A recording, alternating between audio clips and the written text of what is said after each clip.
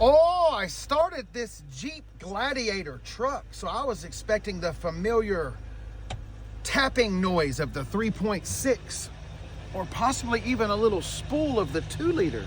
But listen, unless there's a really bad exhaust leak here, I think that we've got the diesel right here.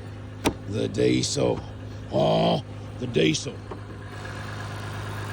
Uh-oh.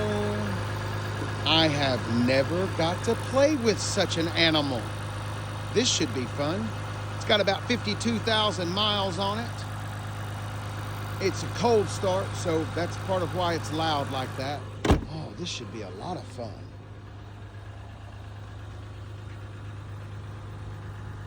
How much torque do you have?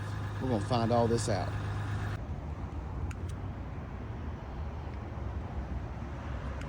There's less than 8,000 of these total. I've learned a lot this morning about the EcoDiesel. Now, apparently, hang on real quick. Apparently in this form, this is the updated last generation. Apparently the EcoDiesel is in its 3rd generation, and the first 2 came in the Ram. It started around 2014, I think. And apparently those first 2 generations were really bad. I read all kinds of doomsday stories, electrical issues, exhaust leaks, oil cooler leaks, oil leaks. It just didn't like it went very well. Now, some people said they got high mileage out of them, but this has the 3rd generation. And this right here, I was hard pressed to find anybody to say negative stuff about this. Now, diesels compared to gas, this only has 260 horsepower. So it's probably the least horsepower of the 3.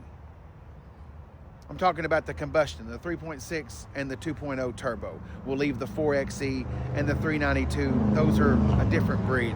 They're one of Mopar. Anyway, 260 horsepower, 442 pound-feet of torque. That comes on at 1,400 RPM. That's why it can tow 7,400 pounds all whooped up like this. It's got an 8-speed automatic transmission. Cost of maintenance. Maybe if anybody has one, they'd like to chime in and let the folk know. But I'm serious. I read some reviews on some folk. This one's got 52,000 miles on it. The most thing I read with this generation is exhaust leaks. I read that they exhaust leak, and this one is a little loud. Here, I'll kind of let you hear that so you can. We'll give it a little breath here and let you hear it.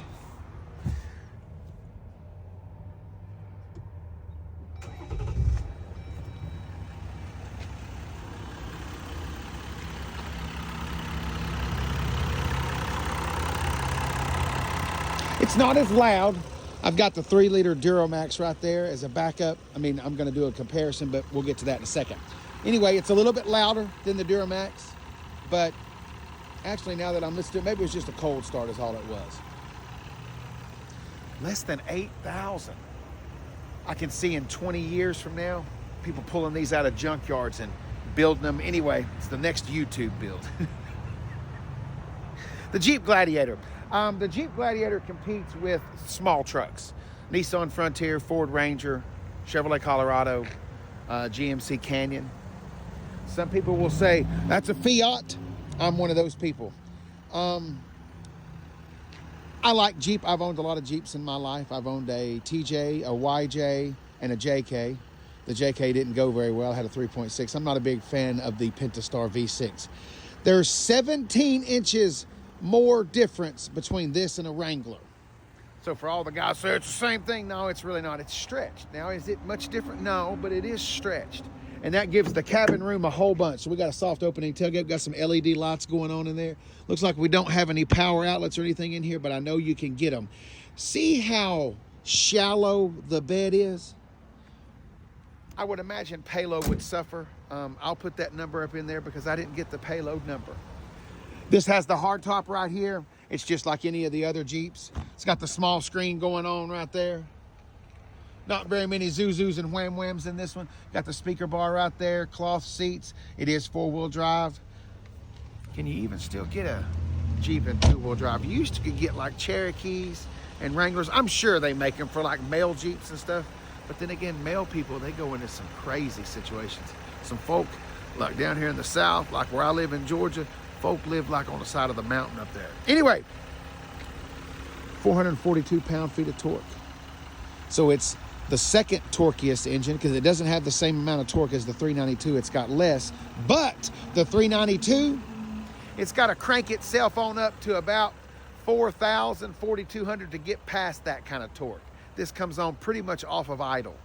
Like right here, just idling, we're producing 300 foot-pounds, 300 pound-feet of torque. Oh God, I said foot-pounds, somebody's gonna freak out. Anyway, Jeep Gladiator with the diesel.